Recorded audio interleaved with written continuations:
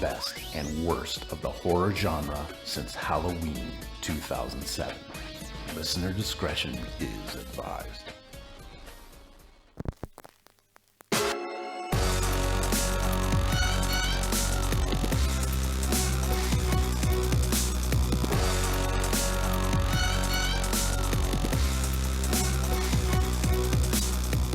Hello everybody and welcome to another exciting episode of Bloody Good Horror. My name's Eric and I'll be your host for this evening, where we will be discussing Raw, a movie about how France is weird. Right, Joe? Very much so. I'm the host of this evening's show. Joining me tonight, first up, coming to you from Chicago, he likes to drink beer. His name is Joe.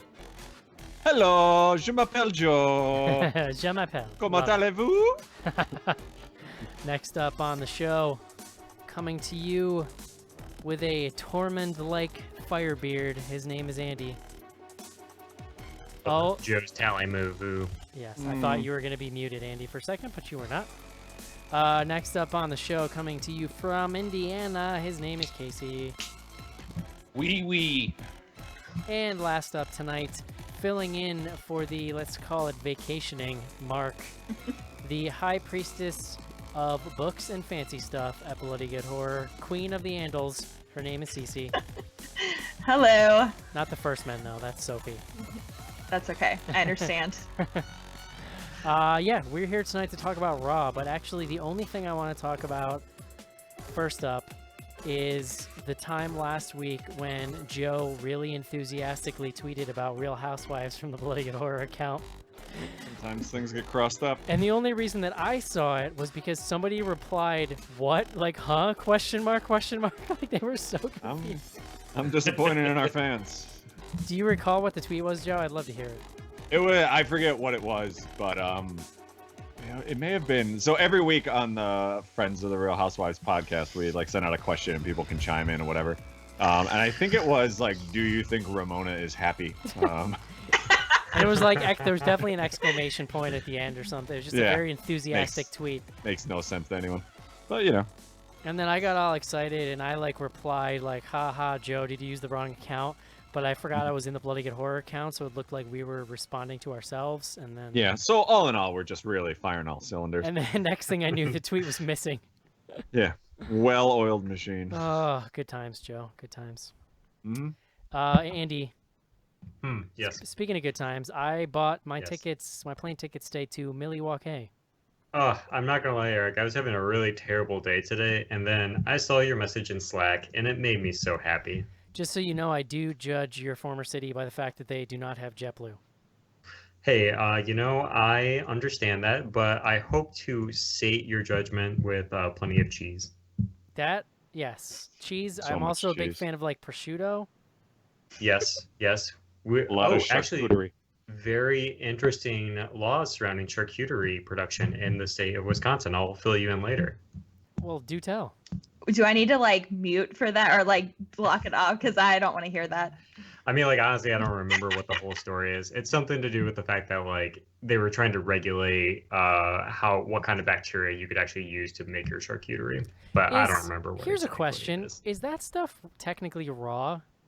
It is. Well, 'Cause technically, it's it's preserved, actually right? it's covered in bacteria that's emitting acids that's cooking, quote unquote. I was gonna say it's cooking the meat. cured. Wow. It's like how jerky is almost. Isn't that what we ate with Drunk John in New York? Yeah, we had some charcuterie. Charcuterie. Yes, John. in New York. Yes, John That's the drunkenly French. stuffed cured meats in his face in New York. That's true. The French pronunciation of shark. Fascinating. Well, I like all those things, Andy, so that's cool. Mm-hmm. There's another fun fact about Wisconsin is you may know this, Andy, but the drinking age is 18, if I remember right, if you're accompanied by your parent. Wait, As long as you get the okay, you're good to go. I think it may actually be even younger. I think it doesn't matter what your age is, as long as you're with your parent and they okay it, you can drink at a bar. This is starting to sound like French veterinary school, Joe. Yeah. So I don't know, our underage friends, if you're cool, come on out, and one of us will pretend to be your dad. If you Bring party, your come mom. on out. Who's that lawyer on retainer now? That's right. Nothing will be more disappointing than any young people showing up to hang out with us and being like, "Oh wow, you guys were not joking about just being old and boring." Accurate. Andy, tell me about the BGH 10-year. Yes. So coming up this October, Saturday, the 21st, we're going to be celebrating in the great city of Milwaukee, Wisconsin, a great city by a great lake. And it is going to be going down at about, let's see here, make sure I get my times right. At 6:30 p.m., we're going to start with a Back to Spooky School Ultimate Horror Movie Trivia session and cocktails at Great Lakes Distillery. They are nicely sponsoring the event. Then following that trivia competition, we're going to be moving over to the Oriental Theater, beautiful theater on the east side of the city. And we're going to be watching Reanimator, presented in a new 4K restoration brought to you by the great people at American Genre Film Archive. Ah. And And correct me if I'm wrong, Andy, but isn't Mhm. Milwaukee Algonquin for the good land? Yes, Milwaukee has seen its fair share of visitors, Joe. Yes! I'm glad On that came that- together. You just On made my that- day. You could also, for those of you who would like to see all of this in written form, you can visit bloodygoodhorror.com/BGH/back to spooky school. Yeah, tickets are on sale now, so you can get the link to buy tickets to one or both events. Oh, up yeah. there. Speaking of which, the first event, the trivia competition, which there are going to be prizes, they will be, appropriately spooky. They will be capped, so make sure you get those early. However, the tickets to the movie theater, they're also at a cap, but it's a much greater. So get them now. Yeah. Mhm. So I bought my plane tickets today. I'll be in at 11 a.m. Friday the 20th. Does that sound right? And then I the cheapest I could get without getting up way too early on Sunday was for 1 o'clock, which I figured was reasonable. Yeah, I think Yeah. so. Yeah. I mean, like, as long as you put yourself to bed about, what time are you thinking? Like 10 o'clock? I mean, I may have to bow out. Like, we'll see. We'll see. Eric, you're getting there on Friday. I'm just gonna keep you awake all night. Then we're gonna like take a nap. We're gonna like wake you back up again around 6, and then you'll be good to go. You do not understand how my body works. This sounds like a terrible idea. Yeah. I don't like this. I mean, luck, I think the Pat. first time I hung out with you, Mark had to put you to bed. So I'm just gonna let him do that. I'm gonna let him take care of all that. I remember we were setting up one time for Horror Hound, and I was super cranky. It was the day I had traveled in, and Mark looked at me, and he just was like, "Okay, go back up to the room and take a nap and come down in like 2 hours." And I was like, "You know what? You're exactly right. That's what I should be doing right now." And I then they did. kissed. Yeah, it was beautiful. I took a Speaking nap of Horror and Hound, though, ordered room service, and felt much better. I'm gonna miss you. I'm gonna miss you at Horror Hound this year. But if anyone's coming out to Horror Hound, I'm gonna be there at least. Maybe have a pop in with a few other people here, but we'll see. So come say hey, and we could talk about Milwaukee. They just announced that that gal from The Craft is Iruza going to be there. Caruza Bulk, yeah. So I am tempted to make the trip, especially because I accidentally prepaid for a hotel room that I can no longer use. So. All right. Well, you can drive there, Joe, right? Yeah, I mean, it's like a 3.5 hour drive, but it turns out we have plans that weekend. Oh, What are you going to do? Yep. Cece, Yes. give me a communique on the book club. We are finishing up The Boys of Summer, and we will start reading it in September. Actually, most people have already started because it is quite the book. It's really big, and the movie's coming out at the beginning of the month, so a lot of people wanted to revisit that beforehand. But we can be found on Goodreads, or we also have a tab on the Bloody Good Horror site, so you can find us either way. And next month, with Something Red, we're reading my best friend's Exorcism, and Sophie will be on the show. So you got a few books to choose from. Was Books that in Sophie's choice for that book? It was, yes. books- It's always her choice. books in general are just big. I find they're Just just on a roll. just too many words in books in general. They could be smaller. I mean, they could be bigger, and then there would be fewer on the page. My dad is a huge Stephen King fan. He has like almost every book, like hardcover, he's ever written. That's awesome. Yeah. I have started collecting them from like when I'm at Goodwill or wherever. I have like a good start, but not that many. Stephen King, a great lakeside read. Bring him to Milwaukee. Is that what you're saying? Andy, Yes. tell me about Tweet with BGH. All right. I know how excited you all are for Tweet with BGH's return after the triumphant showing that was Jason X, which I had never seen before and frankly kind of disturbed me. But anywho, Disturbed so you? How? Like Yeah. was it the robot nipples? it was, well, frankly, it was everything. But I think what really set it off was the conclusion in which, spoilers, Jason is turned into a human, well, zombie comet and shoved down onto the planet. That was a good one. I enjoyed that. Haven't Not seen seen what the outcome of that has been yet. I cannot wait. Oh, it's beautiful. Yeah, sequel someday, Joe. I hope so. Fingers crossed. All right. Well, the drinking game for this is going to come up tomorrow morning, Thursday morning, for those of you getting this later. And we're going to be watching, well, I should say the New Blood / New Class is going to be watching Midnight Meat Train, starring one Rocket Raccoon himself, Bradley Cooper. And Do I look that's, like Bradley Cooper? well, you're better than Bradley, Joe. You know that. And that's going to be happening on Sunday at 8 p.m. and the live stream is going to go up at 7:30. Cool. Check it out. Dope. And that is for patrons. So keep an eye on your patron feed or your email, however you get that, and we'll send you the link out. And you can have fun. You know what I was watching the other night, Joe? I was thinking of you the other night because I was watching, I caught part of Interview with a Vampire on HBO. That movie is really silly, and I'm like, but I still kind of love it. And all I kind of love it. Yeah, I love that. all I movie. could think was like, we joke about how beautiful Brad Pitt is, but holy shit, man, that era of Brad Pitt, he's just like a perfect human specimen. Oh, absolutely. Brad Pitt Fight Club era. Oh, Forget it. yeah. Let's Yeah. talk about Brad Pitt and Thelma and Louise. I was That's gonna what say, I was- oh man, Hmm. too good. Have you ever seen Meet Joe Black? It is a great movie. I don't know. I heard it's 4 hours long. I can't. do it. Yeah, it Yeah, is. It doesn't feel a minute over 3 though. I just remember that mine, Well worth mine it. and Joe's enjoyment of World War Z was entirely predicated on our Brad Pitt crush. Oh, absolutely. That guy can do no wrong. Yeah. But yeah, and actually Kirsten Dunst is pretty good in that movie too. Yeah, Like, for Kirsten being young, Dunst checks in. for being young and having to spout some just ridiculous dialogue in that movie, Yeah. she's pretty good. This Who's is that? true. Antonio Banderas plays like Yeah. the elder vampire. Yeah. I thought it was Tom Cruise. No, Tom well Cruise is they the go to main- Europe like Oh yes, yes, yes. after they You're right, murder after sorry. they vampire murder Tom Cruise, but not really. They go to Yeah. Europe and they find Benicio del Toro, who's like the uber vampire. Yep.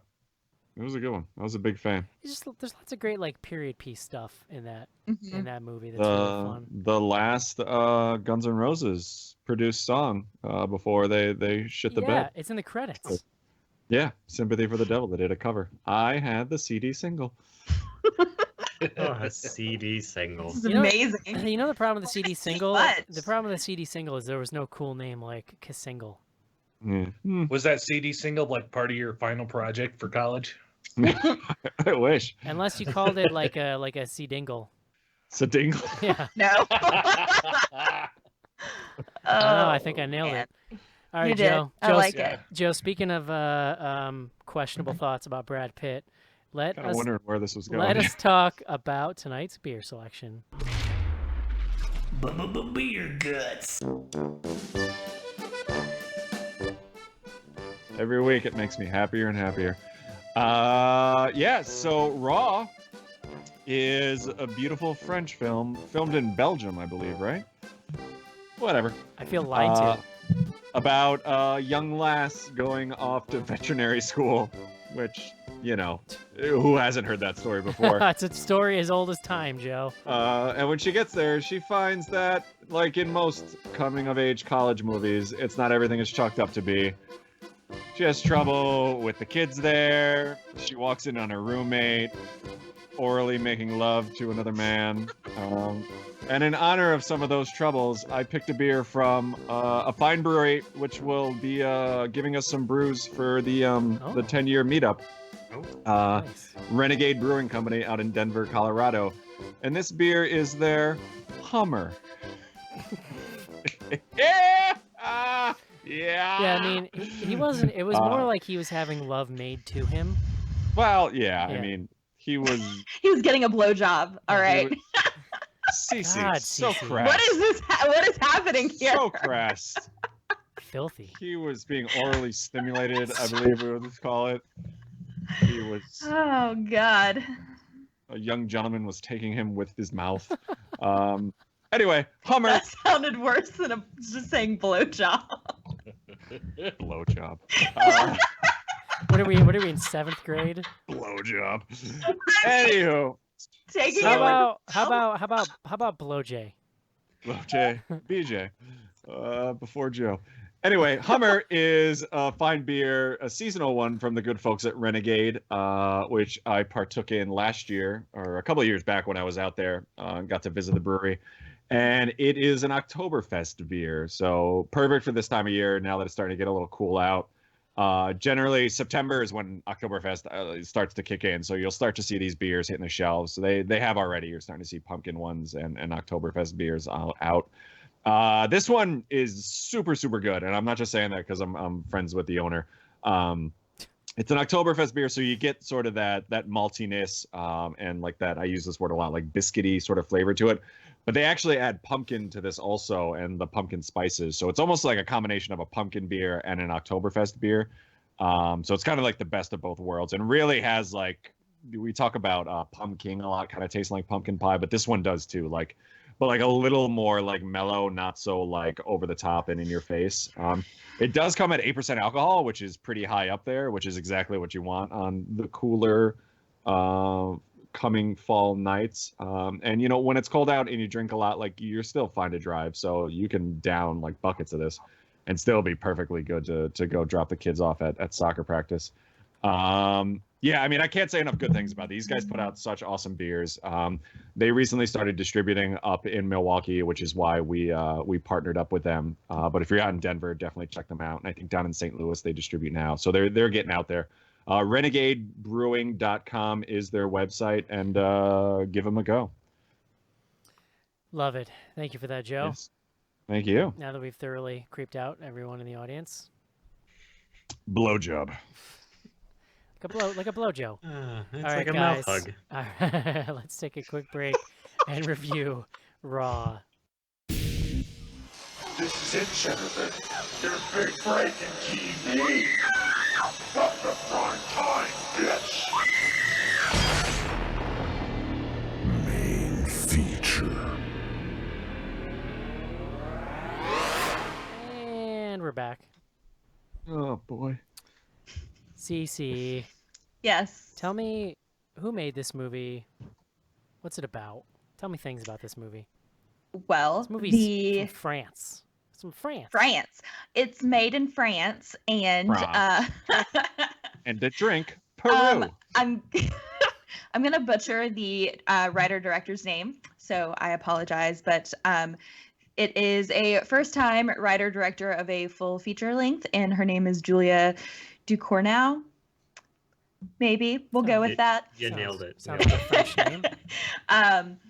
Anyway, she wrote this lovely little feature, and it basically follows Justine, who is kind of, well, first, she's a lifelong vegetarian with her family, and it follows her as her parents send her off to college or university, and she's a lot younger than everyone else because we're told that she's some genius, this prodigy. And We should point out it's like a cool hip veterinary school. yes, if all vet schools are this way, I can see why people would want to be a vet.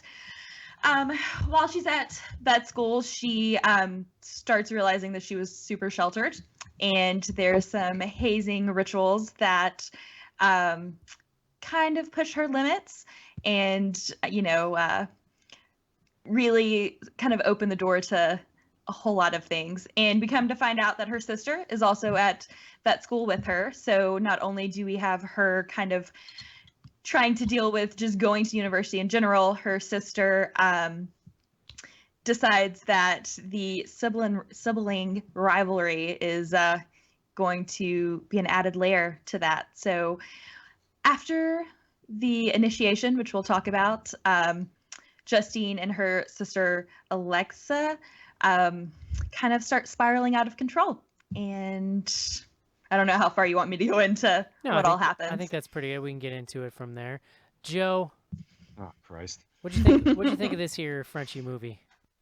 I from talking to this over email, I think, I don't want to spoil it, but I think everybody enjoyed this. I can fully appreciate this movie. It wasn't for me. Like, it's just not the type of movie that I enjoy. Like, it's definitely sort of like a coming of age with a backdrop of cannibalism for, various reasons. I have trouble connecting with these types of movies where, you're supposed to feel compassion for the, guy or gal who's having a tough go of it. For Sometimes whatever people reason. have a tough go of it, Joe, Maybe I'm an asshole. Like, it's funny, the way Cece described it, this movie, as she was saying it, like, kind of popped in my head. Remember the movie Real Genius? Yeah. Yeah. It's pretty much that. It's pretty much that Huh. movie, but with a lot more gore. Remember the popcorn scene? That was the one with the laser, right? Yeah. Yeah, I love that. Dr. Jerry Hathaway. I love that movie. It's great. It's a great movie. That's a great Val I Kilmer would movie. watch Anyway. that movie 100 times before I watch this again. But I mean, I can, like I say, I can fully appreciate it. I thought it was like beautifully shot. I thought the acting was really good. As much as we can tell if the acting's good from reading subtitles. Yeah, that's fair. There's definitely scenes I enjoyed in this, but I think sort of the ongoing storyline of her struggling at school, like I didn't have any sort of connection to and didn't really care about at the end of the day. So it just kind of fell flat for me. Andy, you're muted, bro. Every time. Every single time. Recording in like a different room and it's throwing my shit off. So what? So what's your excuse for the last time it happened? Does a room change where the mute button is? Hey, I've got a lot of things going on, guys. No, yeah, I actually really enjoyed this film quite a bit. I mean, to kind of go off of what Joe was saying about not really connecting with a story that's kind of about essentially, like we could classify Justine as like an upper middle class, like white person, like having like a hard time of it. Like that type of narrative, like never does anything for me. And in particular, I'm thinking of, have you ever seen or heard of Palo Alto? No. I mean, Yes. I have. I didn't watch it. Yeah, so it's a film that was like based on a book that James Franco wrote about like disaffected youth in Palo Alto, California, and it's just like it's smattering. It's I don't know. I was not a fan of it, but for some Justin reason Timberlake was in. I don't know. I think that's The Social Network, right? I could be don't know. making that up. Yeah. But anyway, like Justine's story, and in particular, this actress like really connected with me, and I kind of like fell for it immediately. And I think in particular, it's the director's and the cinematographer's ability to kind of craft a sense of like interiority and exterior spaces from like the film's very beginning. And I'll just reference like one quick moment and then we can move on. But the opening sequence of this is essentially kind of like a very wide shot of a roadway, and it's very static. And then you start seeing a figure moving across the frame, and then you start noticing that cars are coming, and eventually this figure darts in front of a car and causes an accident. And after that, the film kind of cuts to Justine being taken to school by her parents. And the entire thing is very disorienting because you don't get like a actual shot that shows you where you are in the world, right? There's no like real establishing shots of like, oh yeah, you're in Paris or you're in this suburb in Belgium. It's very kind of like from the car from a long distance. Then after Justine eventually arrives at campus, then she's basically assaulted with all these hazing rituals. And once that happens, the filmmaking takes on this very kind of bizarre geometrical, like labyrinthine kind of framing, in particular with like a staircases. And I think that that kind of setup and that introduction into the film like really connected with me, and I feel like the direction and the cinematography like held that line all the way through. So I really appreciated it. Casey. Why do I have to follow up, Andy? Mine's not going to be anywhere near as good or well thought out. Well, it's either that or Cece, so take your pick. Oh, well, yeah. Okay. No, I like this movie a lot. I think the cinematography was great. The acting, like Joe said, from what we could tell, it was pretty good to me. There's a lot of the story that I found fairly gripping, at the same time being very repelling at the same time. Watching what's going on there, this movie is really one that's really makes you squirm to sit through with a lot of the things that's going on here. And I'm not even talking about just the gore either. There's just a lot of uncomfortableness in this, which is intentional. And I thought they did really good with that. At the end of it, I think I felt kept up pretty well with the movie. I'm not sure I fully understood a lot of the underlying themes and stuff that were going on here, but from what I did understand, I was pretty wrapped up into by the end of it. So it was pretty fascinating to watch it all play out. Cece. Well, I really loved it. I don't know, like I kind of talked about in the email chain, I'm not sure that I'm supposed to say I enjoyed it, since it was such a cringe-worthy, like, I mean, just multiple moments of just full cringing. I mean, we've watched much worse movies on this show that we've said we've enjoyed, so I wouldn't worry about it too much. I hadn't read anything about it. I had only heard, the kind of the hot takes that people had walked out during the screenings and that people were, vomiting, and they were having these really intense reactions to it. So I don't know that I would have watched it without us doing it on the show, but I'm really glad I did. And I don't know where you want me to kind of start with how I kind of felt about everything, but I mean, I agree with kind of what everyone's saying. The cinematography is just super captivating. I think that they did a really good job of kind of setting up this kind of world within a world that, is so small yet influenced by all these other things, and the things that are influencing the direction of, our main character is just, they're so simple, but it's a really dynamic movie. So I enjoyed it. Yeah, I mean, I was like, it was really interesting and refreshing seeing this movie this week in particular, following Annabelle Creation, which is like probably one of the least different creative movies you could have come up with in 2017. So to then flip the switch and see this, which is a foreign film from a really interesting female director, it was like a nice breath of fresh air for me. It is really well directed. I think it's really well acted. It's super gruesome and super affecting in the way that it sort of uses these moments to kind of gross you out, but also this larger symbolism that's going on. And I think there's been particular like a couple of really cool scenes that we can talk about a little bit. I do have to say, like, not to totally be joking or whatever, but like it has to be said how French this movie is. Like, I don't really know much about French culture except what I've seen in horror films, and I always just find something like askew about it that I find really fascinating. But for starters, like, I think this is actually a really interesting portrayal of like the type of, and the director talks about this in this interview we were talking about earlier today, but like the scary type of groupthink that happens with like when groups of people are kind of sequestered and isolated together, especially young people. And really that to me is like almost the scariest thing about this movie, is just this bizarre culture at this vet school and how intense and bought into it everybody is. But in the beginning, like, I found it funny. They were really trying to sell me hard in the beginning on like, this is the coolest, edgiest veterinary school there is. They have raves and they do Molly and shit. And it's like, okay, dude. Like, I don't know. Maybe vet school is like that. And it was like by the end of it, it wasn't really.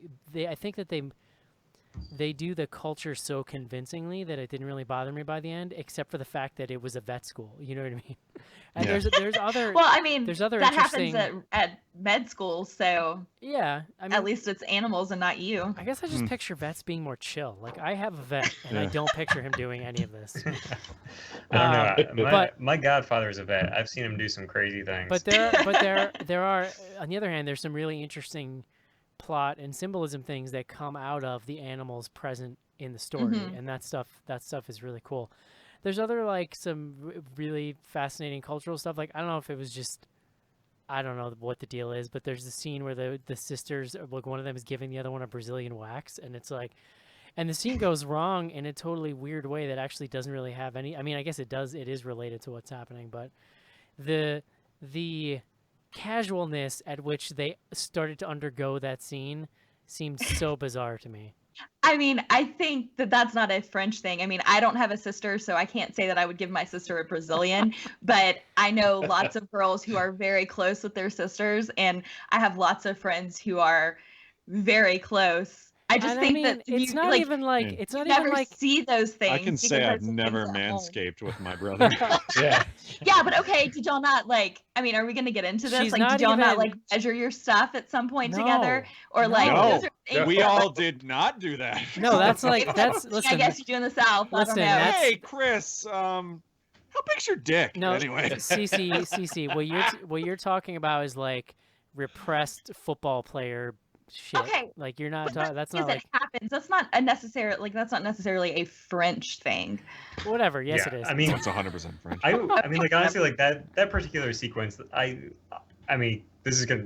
I don't know how to go about this without sounding kind of weird, but like it didn't bother me honestly. No, it didn't bother me either. I was just like, what the hell is happening? It's not like she's not even like standing to the side of her. She's like right up in it. She's like Yeah. right Well, I think there. it's also like I think it's also a signifying gesture of that character too. Yeah. Well, She's been wearing like one of those headlamps. Or she's like, And really she's, like, that scene, the spelunking. uncomfortable with that scene, Cece talked a lot in the email chain about how this movie really kind of focused on that girl and a lot of predicaments that would typically be seen as sexual, but they didn't sexualize her in this movie. Right. I mean, And that is one of them, because it is something that would normally be extremely sexual just because of the area of her body and stuff that they're shooting, and it wasn't, and it made you squirm. right, which- like y'all, like that's what's so. It's so interesting I to know, see listen. this done from like. And I'm not art. Like it's not a big deal. I'm just saying it's interesting to see it done from a female perspective because yeah, I mean like that's something that I mean. Women experience all the time, and I mean, just because it was her sister doesn't all really the make. time, Cece? Joe, listen, You know BGH. how often girls have to get Brazilians? Joe, Does this happen to you at work? Like, God. all the time. Joe, BGH, Yeah. BGH tenure, me and you, buddy. Yeah. Get some Oh my manscaping God. equipment. I'll let you guys wax my Come back on, for Eric, 100 whip it bucks. out. Let's see. I'll make some appointments for I you. mean, I'm sorry, here's the thing. I don't to- mean I just like completely derail this review. I Yeah. had no problem with the scene. It was just like part of a larger package of like little cultural things in this movie. Like, you know, the dad just standing there and he's like, "Oh, do you smoke?" and gives his daughter a cigarette. And it's like, what? Yeah. Is everybody and everybody is smoking in this movie? Like literally everyone Well, everywhere. that's a very indoors. French thing. Yeah, is that's Or just- Ditching out of your campus so you can go to the on the run and eat a baguette in front of it. Like that's that's the most French thing anyone's There's ever nothing done. wrong with it. It's just it actually was like to me like a point of interest in the film. Just these like little tiny things that were Well, different. I think to your point, Eric, like this movie for whatever reason had a very sort of like American feel. Like the setting did to me. Like that school totally reminded me of like a SUNY Albany, which Eric probably like you only understand that. But like it has like a very cold sort of like a big yeah, like big state school college Yeah. type thing. And it's Yeah. interesting. Like I think CCU sent the article where they talked about how they had so much trouble finding this type of school in France, so they ended up in Belgium. Mhm. Like it's interesting because like that had like a very American feel to me, but then there will be like scenes where it's definitely like the smoking cigarettes and stuff. Like all of a sudden you realize like, oh, like this is I happening. absolutely loved the school and the building and like the physical Yeah. spaces that it was shot in because I feel like it really is like another it's its own kind of entity in the movie. That and like it almost had like a Lord of the Flies type feel to it. Like we see teachers, like she has interactions with her professors, but then when they're not in class for the most part, you get this feel that like the students are just like completely on their own and doing like Yeah. whatever the hell they want. Yeah, there's Which like zero I thought gave it supervision. like a really, and I think Eric, you kind of mentioned it when you were giving your thoughts initially, like it has this feel like this backdrop of like what the hell's going to happen to this girl just from like the whole hazing, like that scenario going on. I mean, with, you know, it's- completely outside of the dynamic with the It's sister. pretty aggressive hazing, and I think right from the beginning, Yeah. when she's thrown into the school, and like literally the first night, it's like shit is she's yanked out of bed and thrown into the situation. Like I found that stuff actually like, It's not, very unnerving. not frightening, but unnerving. Yeah, it just seems like the kind of situation where like things could go bad at any moment. Yeah, Yeah. well, I just in gotta say, particular, I've been hazed in college. That was actually fairly polite. I also found I found Jesus. the paint scene to be really disgusting and disturbing to me. Like that whole hazing thing was like forget about not even what she did. Like the idea that they're covered in paint and they're making out with each other, I literally was gonna like vomit in my mouth. I was think, gonna say like, I those- couldn't. I hope that was non-toxic paint. Yeah, super Yeah. gross. I mean, like those two sequences in particular, I think are kind of indicative of some of the themes that the movie's picking up on too, because that first hazing scene happens within like 10, 15 minutes of the film, and you really don't have a sense of what's happening because to Joe's point, like you don't get a sense of like what the authority is in this school, right? Like for all you know, it's like one person behind a desk that's running this whole thing. I mean, And then all of a sudden, like this group of men bursts into Justine's room, and she's like just in her underwear and a shirt, and it's like this is really uncomfortable. There are a bunch of men like surrounding this woman in this really aggressive way, and it's not Yeah. until like as the film or like the hazing sequence progresses that you Yeah. actually start noticing that it is across genders. But like that moment in particular was like really kind of unnerving to me. Well, that was and also that's that was extra unnerving because she didn't even know she had a male roommate. right. Oh right. yeah. I mean, Yeah. and even aside from the gender things, like I was definitely, I think that I was able to put myself in the situation of like being the new person in that environment, and not knowing what's happening, like 'cause she doesn't know what's Right. happening either. Well, Yeah. yeah, and then like it takes it a step further with the paint scene, and this isn't giving anything away, but Justine's taken into a room and they throw like a bucket of paint on her, and it's like blue, and then the group grabs a guy that's been doused in yellow, and they basically tell him like, "All right, don't come out until you're both green." And then there's this really uncomfortable sequence where the guy kind of starts groping her, and it's so uncomfortable, and it eventually leads to a place that brings us more in line with the horrific tendencies that are in the film. But like that particular moment is kind of the film's like first, I don't know first, but like one of its primary gestures to like kind of a wider Yeah. conversation about Yeah. like women in society and like men's aggressiveness around them. You know something else that stood out to me in this one, and I wouldn't say it disturbed me, but it's something that kept drawing my attention, and I couldn't explain. And it goes back to Joe's comment about how they're kind of seem like a Lord of the Flies situation where they're just kind of turned loose here with no real adult supervision. Is the fact that they never washed their lab coats throughout this entire movie. Well, And it yeah, that seems was like like it's a- part of the hazing. Yeah, it's like a badge of honor that they're walking around in these blood-stained coats and stuff. Because when they first, there's a part in the movie where Justine starts to overgo her change, and she breaks out in a rash, which I thought was, for myself, the most disgusting part of the movie. But then, as you see her scratching at it and stuff, and she's walking around in her lab coat the next day, my first thought was, Jesus Christ, no wonder she's got a rash. Look how filthy that is. It seems unhygienic, is all I'm gonna say. Yeah. Also a very French thing. I'm just saying, it seems like a thing a French person would do. That's all I'm saying. Am I right? So what did you guys think about the music to this? I thought it was Ugh. fantastic. Don't get me I started. mean, I like goth new wave crap. No, so I mean, to me, I thoroughly enjoyed it. I heard a lot of like 80s horror themes in this score. for Yeah, this. it was Yeah. very. I mean, it was very. It had the twinge of the like Synthy. yeah, like it was the 70s horror type background music that you get with Yeah. those body horror type movies. So Like- I thought that it was very complementary. The music to me actually saves it in a few spots because I think like one of the ways you hear it described is hypnotic, which I Yeah. think is pretty fair. But the thing about quote unquote hypnotic movies is that if you're in the wrong mood, sometimes they're quote unquote kind of sleepy. And there's a lot of this movie where you don't really have your bearings. And Hmm. like, especially there were moments in the first half where I was really just kind of losing it. But I think the music, these really interesting musical cues would pop up from time to time and kind of suck me back into it. Yeah, and in Yeah. particular, when so the composer, his name is Jim Williams, and he actually did a bunch of the music for Ben Wheatley's films, so Kill List, Sightseers, A Field in England, stuff like that. And there's one moment in particular, I don't really want to spoil it because I feel like it's so affecting when you first see it.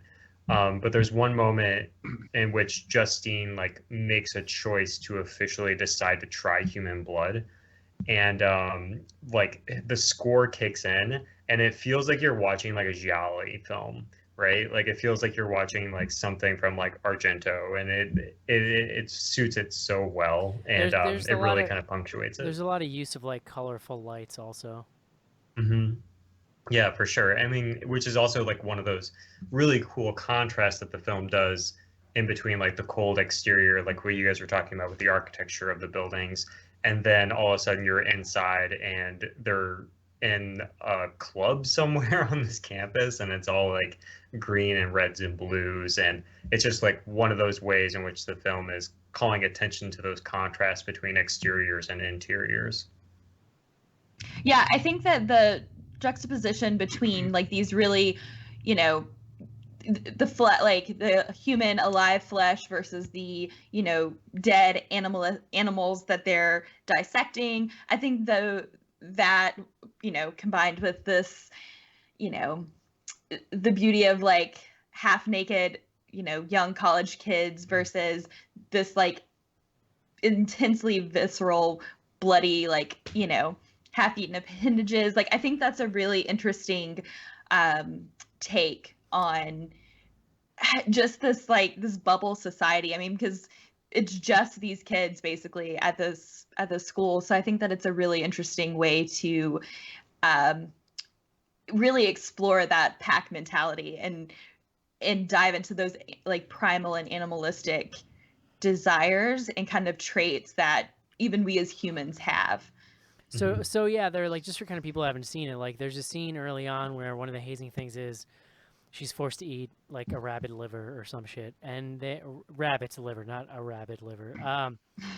And her sister makes her do it, and there's this moment where she doesn't realize that her sister's not a vegetarian anymore, and she does it, and then immediately after this, she kind of is overcome with the hunger and starts kind of gradually ramping her way up from like raw meat to people flesh. And then she discovers that like her sister has the same exact thing, and which leads to the aforementioned Brazilian scene and some finger eating and just all kinds of weird shit going on. I mean, so that stuff was really interesting to me. This thread through the whole film of like, oh, they were vegetarians, and then she ate meat, and like I've seen plot lines like that before in movies, but it's kind of interesting here the way it's being used as a metaphor for like I don't know, I guess awakening. CC, like how would you? Yeah, I mean, I think it's sorry that we'll kind of tread in some female waters here for a minute, but I think that it's a really clever metaphor for Justine to experience this, this move into adulthood. Like we're told from the beginning that she is a prodigy, that she's kind of too young to be at college anyway. And when she gets there, she's a vegetarian. And then come to find out when she gets the rash, she's also a virgin. So not only has she not had like animal flesh, she has also not had human flesh in any sexual terms. So I think that it's a really clever way to kind of navigate, that first like sexual experience and that like awakening of, okay, well, this, women's lives are pretty much, defined by blood. And I think that that's a really interesting and visceral way to approach a cannibalistic movie. Yeah, there's just a really fascinating scene where, like, so she has this gay roommate who they become, like, tight pretty fast. And there's this kind of weird sexual tension between the two of them. And there's a scene where she's watching him play soccer, which, by the way, another Frenchie thing. All the kids are hanging out playing soccer. It's football.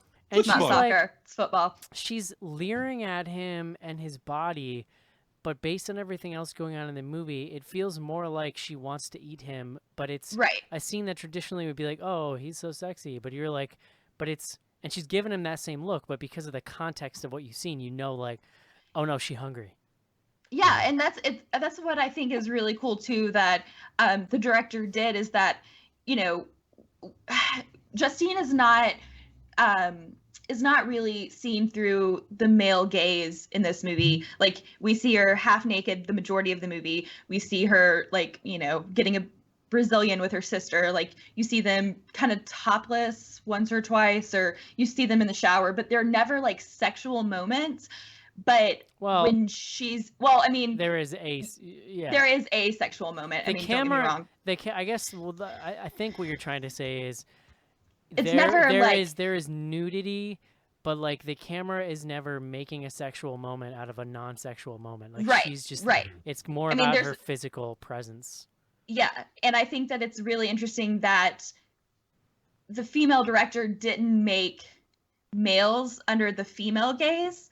That it's a very, like, I mean, it's a very animalistic movie. Like you described, her watching Adrian, her roommate, play, or Adrian or whoever, play football. She's literally wanting to eat him and devour him. She's not finding him attractive sexually. I mean, they do have sex, and so it's kind of intertwined, but it's a really weird, you know, like, misfiring of sparks. And I it's thought really, the sex scene is like one of the most strange and intense Yeah, things in the it's entire not movie. sexy at all, and it's not No. even like awkward. It's just, it's really uncomfortable. But there and it's is really, like, but I thought there was like a palpable. I thought the actors did a really good job of like portraying this. There is sexual tension between the two of Sure. them. but that's not what to me, at least, that's not what I saw emphasized. And I thought that it was really, really, it was interesting the way that they navigated she and her sister kind of having feelings for the roommate, because they kind of almost fight over him a little bit. But again, it's not necessarily purely sexual. It's more like, which one of us is going to eat his flesh? As sisters will do. Yeah, yeah. Hooray for sisters. Can we talk about how French the dad is? He's literally like, he's this very shortish, like very petite man with a little fancy sweater, and he's He might as well always- have been wearing like a beret and doing mime like, and on a he's street corner. always smoking and offering people Yep. cigarettes. It's his contribution to that family. Yeah. Cigarettes? Very I like, don't know. I mean, there's stuff revealed about the family in the end that actually, like, I don't know how many people have seen this, so I don't necessarily want to spoil that very end stuff, but the dad seemed very, like, detached the whole movie of, like, Yeah, oh, fuck, I hate my family so much. I kind of love the dad in this. Like, Yeah, I like thought he like was he the highlight. feels like he feels bad and sympathetic towards them, but he also just seems totally checked out of this family. Yeah, Well, like I was gonna say, like, disinterested. yeah, don't you think that it's more of like this accepted defeat? Like, it's often like how farm animals feel, because like they're just being Cece, as a young father, I understand nothing more than accepted defeat. Yeah, yeah. I mean, Well- I totally took it as like 'cause we open with this scene of like they're at like a truck stop or like a diner on the way up to the school, and the daughter is eating mashed potatoes and accidentally gets some like meat in there, and the mom like just freaks the he's fuck like, out, like goes and like starts yelling at the people working there and stuff. Like, I totally took this as the father is like, you know what, I don't even want to fucking be a vegetarian, but I am just so beaten down with Yeah. this nonsense that Yeah. like I'm I just think- gonna sit here and smoke. So I think had, Joe. like, I think Joe and I may have read a little bit into that character. Yeah. Well, like, I had a completely different take on that relationship. I don't know, like, I really don't know if I misunderstood what happens at the end of this film, and I don't know if we want to talk about the exact ending of I it. would kind of like to avoid spoiling it. Yeah, but like, there's a moment in which some pieces of information are revealed to Justine, and I could not tell if that moment of revelation was actually indicative of like some form of trauma that was inflicted on her sister. Oh Jesus. I'm not Um, sure. No, I'm not sure I that think I it's don't think so. explicitly- I think what happened is that information explained why Why. her sister, why Yeah. she and her sister are the way they are, and that it is like a genetic thing that they are predisposed to, and that's the information that he tells her explains how he and her mother have dealt with this because it is ongoing. Whereas the sister was used to, you know, getting to do whatever she wanted before Justine came along, and then you can't have two kids that are, you know, Well, which is why the fleshy dad, and heathens. the dad is so like just done with, not done, Yeah. but just like beat down because he's been dealing with this whole thing for. I 20 would years or love to Yeah. have like one episode that Andy guests on where he doesn't accuse somebody of molesting somebody else.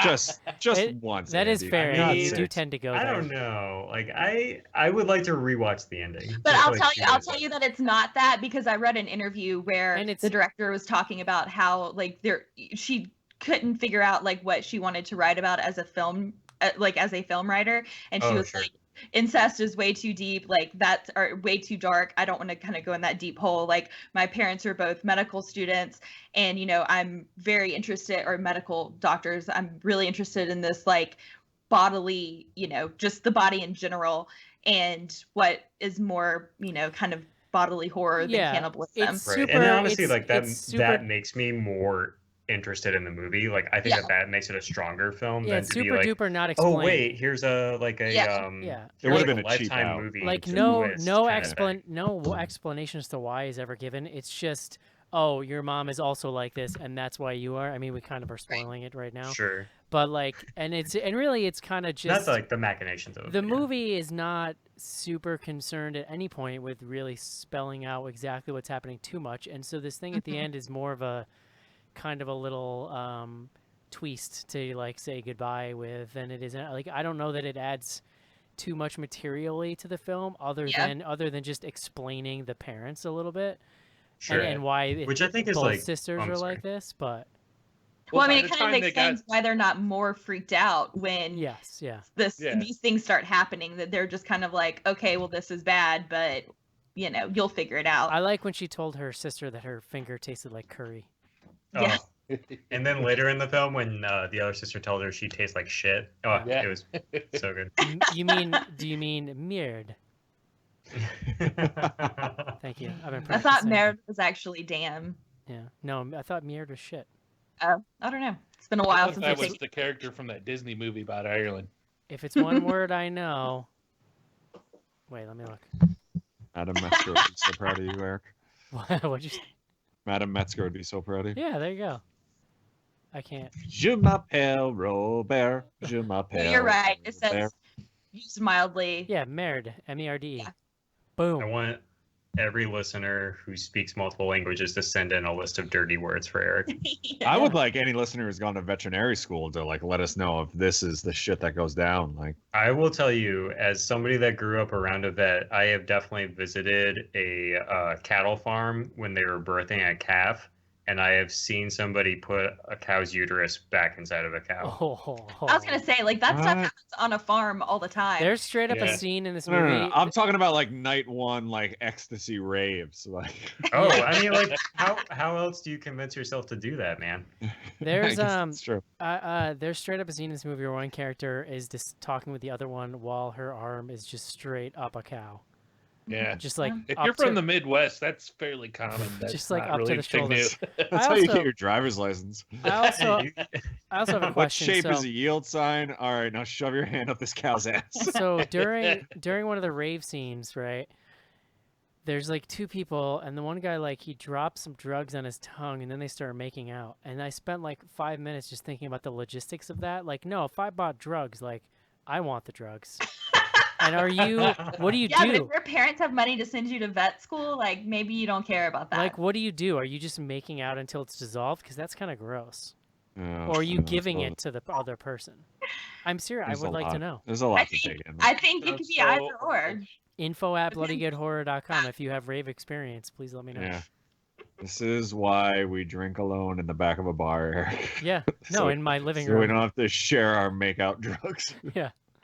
Yeah. No, thank you. This is mine. Everyone's giveaway at the meetup is going to be a Tickle Me Elmo backpack. Can we get some of those? We need some of those new ecstasy pills that look like Trump. Sure. Did you see I'll that? get right on that. Any other scenes that stuck out before we wrap up here? Did we talk about the car crash scene like later on? Yeah, go ahead. 'Cause I I think, don't. It's like really, you mentioned it over email, Eric, and like that was the one that really kind of stuck out with yeah. me. Well, like, they set it up early on, like in the first scene, by showing us that Yeah. like this person ran this car off the road, or that we don't even see that. We just see that the car's off the road, and then later in the car, movie, yeah. the older sister takes the younger one to this stretch of road, and we recognize it because it's like very recognizable. And they're sitting in the bushes, and the younger sister's talking to her like, "What the hell are you doing?" I think this is after they know each other's secret or whatever. Yeah. And the younger sister's like, "What the hell are you doing?" And the girl, the older sister, her eyes are trained on the road, right? And she's like sitting there ready to pounce. And you kind of like put it together like, holy shit, she's gonna run a car off the road so she can like eat somebody. But the other sister doesn't know, and the camera isn't showing you the road; it's just showing the two of them.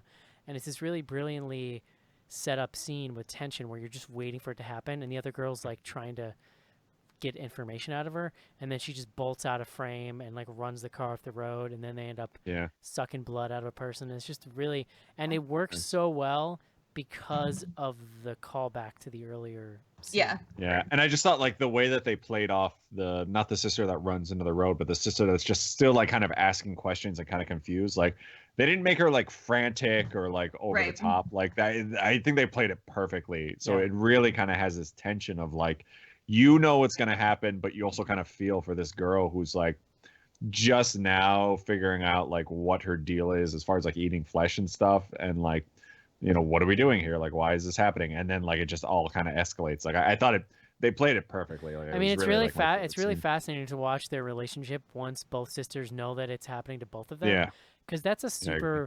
it's a super weird thing, and they come together on it a little bit. But also the older sister, is like really terrible to the younger sister, and even after their secrets are revealed to each other, she still does really terrible things to her. Well, and I think that's kind of why that information from the dad is brought up at the end, because that's what he's kind of explaining, is that like your sister is so out of control because when we first had her, she was so used to being like the only child, like she was the princess, and now like you came along, you're smarter, you're better at everything, but you two share this, and this is the only thing you share, and that's kind of the only thing that because the older sister was able to contain that, I think that's the only thing she had to use against her in a game of rivalry. It's weird that the younger sister wanted to be a vet. Like I just and this is no knock against vets, but like if she's like some sort of child prodigy, like don't you think she'd be doing some like Big Bang Theory shit where she's like, you know, Yeah. solving the moon or whatever the hell they do on that show? Yeah, but her whole She's like, family nah, was I want to go vets. fix cats. I'd rather just do that.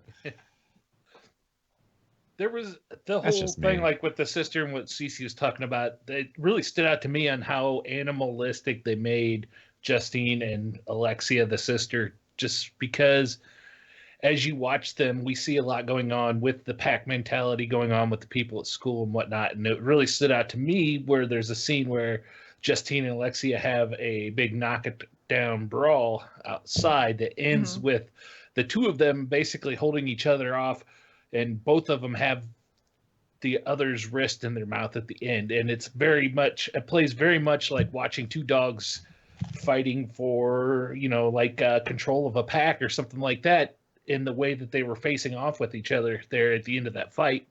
And you kind of look back over a lot of the stuff that was going on, you can kind of see, kind of like a lot of really pack mentality, dog type mentality, as with the way that Alexia treated Justine, because she was smaller, she was frailer, she was weaker. I'm not sure how you're supposed to feel about the sister. I super didn't like her. She seemed super mean, but what do I know? I've never given my sister a Brazilian before, so I don't have one. So Not too late. who knows? A Brazilian or a sister? Would you recommend this movie, Joe? I mean, despite all my problems, I think it's worth a watch. I think it's good. Andy? Yeah, absolutely. Casey? Yeah. Cece? Yeah, definitely. I'm gonna say yeah. I mean, we haven't done a foreign film that kind of felt this fresh in a while, and just for that alone, I think it's worth it. So there you go. I will say Real Genius is a better movie than this. Yeah, one. no, I mean it's hard to top that. If you have to choose between one or the other, I would go Real Genius. 5 thumbs up from the BGH crew. Let us take a break. Is are red, violets are blue, but the iris is the flower that will mean the end of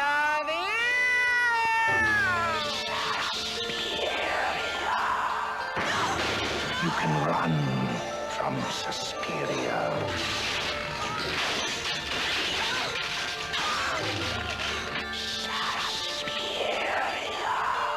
You can hide from Suspiria.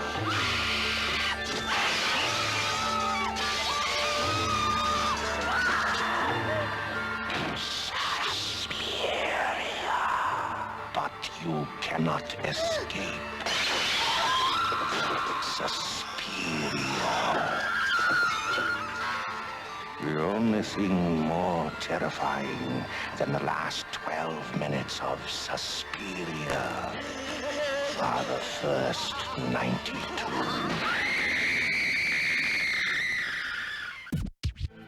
Hi, this is Dana Roebuck from Everything You've Ever Seen on Television, and you're listening to Bloody Good Horror.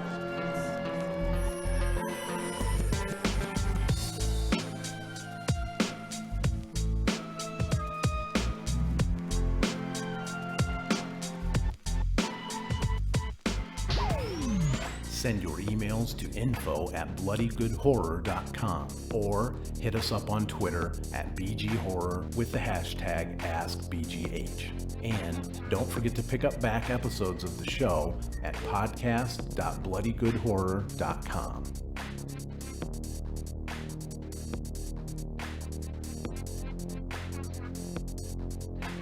And we are back.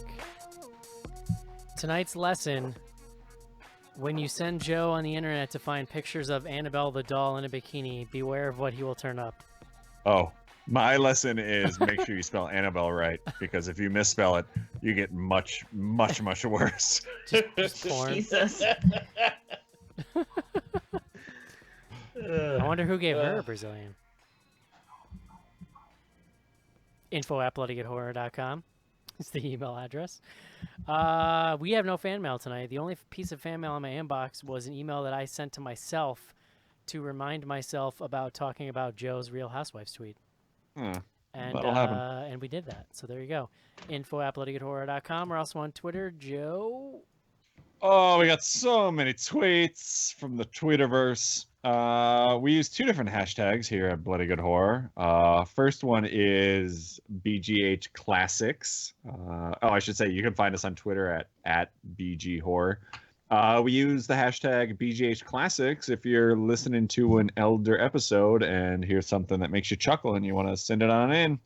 You can do it with that. We got a few. First one from Skizbot. He says, or the quote is, "I watched Bay of Blood, also known as Twitch of the Death Nerve, also known as Sucks My Ass. Episode 2, Eric." Oh, you know what's hilarious is I thought he was saying that and I was agreeing with him, and then it turned out it was just myself. You're agreeing with yourself. Yeah, it's not great. There's some really cool gore and death scenes in that movie, and it's like looked at as a proto Friday the 13th, but as a just movie you sit down and watch, it's not good. But Not so much. But Twitch of the Death Nerve is a sweet fucking title for anything. So. Another one from the Skid Spot. This is also from episode 2. John explains to Eric why he wasn't as big of a Halloween series fan when younger. And John said, quote, "I was getting tons of ass." Which none of us believe. Sweet, sweet summer children. That's all I have to say about that. Not with that swimmer bill, John. No one believes it. Swimmer build. And then last from the BGH Classics, this is Eric on the Cloverfield episode. I know we're running late, but I really want to talk about the whole movie. Times have changed. Yeah. All right. And then we also, every week, ask you to send in your questions and whatnot with the hashtag AskBGH. We got a few here. First up from I don't even know how to say this, at Horny Horror Hour. Do you think Chucky would cheat on his bride with Annabelle? Ew, I hope not, because I would totally take Tiffany over Annabelle. Yeah. Yeah. Yeah. I don't think so. I think I'm with Cece. Not after Joe's new picture. No. Or maybe after it. Next from at that baseball Joe. When are we going to get a horror movies about Pops? Oh, did I read that last week? I feel like I did. Also, I don't know what the hell you're talking about. What does that mean? The Pops, those little figures that everyone gets now. People You gotta hate- wait for all you the know? kids that are going to the Lego movies to grow up, and then they'll do the Pops. I feel like there's a backlash on Pops. I still think they're okay. I don't know. Yeah, really? Is there? Like, yeah, what's the deal? it's out there. People don't like them. Fuck them. They're kind of Joe. ubiquitous. Like they are kind of everywhere. Yeah, but I mean, And I you know, think if you I like think- I think whatever the some hell you're people buying, don't- like, I think They're some like people, Beanie Babies. I think some people think that the sculpts are not very good. whatever. So don't buy them. I agree, guess. Joe. I agree. Like who? I'm sorry. Like I'm like infuriated by this. Like who gets upset about a toy? Yeah. Fuck you. It's like, seriously, have we run out of things to complain about? Like, the Yes. country is falling apart, and we're pissed about Pops. Yeah. No, you're right. Fucking Joe for president. Next up from Robel. Heard the laugh in BGH intro on other things. Recently raising hope. I'm so confused by this. Heard the laugh in BGH intro on other things. Recently raising hope. Oh. I assume. Yeah. stock. I mean, it's a sound effect. Yeah, that's how. That All right. works. I Yeah. assume stock, but does it have a name like Willem Scream? No, it's not a Wilhelm screen. It is not. Wilhelm. Yeah. All right. At Jade Bear Gurtkin. Besides America, which country do you think has the best collection of horror movies? Oh man, Probably Japan. Oh. Yeah, they've got some good ones. Does that stuff hold Depends up, on your though? flavor. Does that stuff Yeah, I hold don't up? really That's dig my those. question. I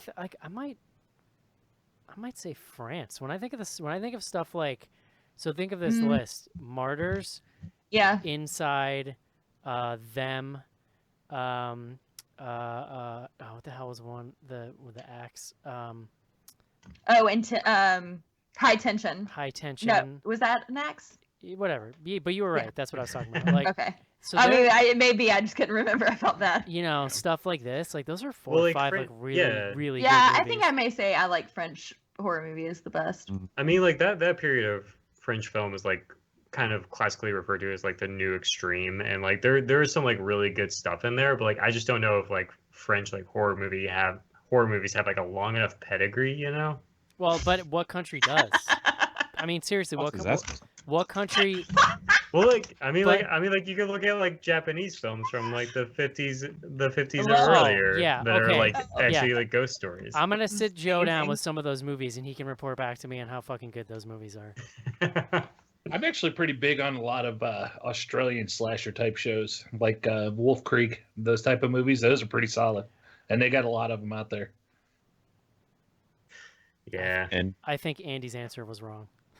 French dressing, French fries, Yeah. and to drink, Peru. Fun It's fact: French. Better Off Dead came out 32 years ago today. Oh, that is a fun fact. Nice. Two more, so a lot of interest tonight. From at the PJ Curly. Do you think Braun is going to win the Universal title? I don't understand what the fuck this That's means. a Is this wrestling. a wrestling thing? It's a wrestling question, but I don't know that anybody on the show is qualified to answer. Yeah. Let's put it this way. Eric, text Mark right now. This is something people will understand, though. I believe he would have to beat Brock Lesnar in order for that to happen. Oh. So, is he Candyman? I guess is question A. It's like a flow chart. Are you Candyman? And it's like, no, then you cannot beat Brock Lesnar. What's your ability to produce bees? Talk to me and about then bees. Could you put a bunch in your mouth and just let them spill out at a really opportune moment? Can you do that? Jesus. And lastly, from at Skizbot, Since John is gone tonight, quick, everyone say what you hate most about him. I'd go Nothing. his He's face. perfect. No, I'll tell you what I hate about him when he doesn't show up for this show. Yeah, he does. He has this like highfalutin, like he thinks he's better than us. Yeah. I'm a joke. Doesn't need to show up. I don't like his shoes. Because he's back. He's back in New York. He's home. He could have fucking watched this movie I'll like tell you on what. his drive. I'll tell you what. I'm not crazy about belligerently drunk Schnars. He's a little frightening. Oh yeah, yeah. I will 100% go with that. He's was as frightening as veterinary school hazing.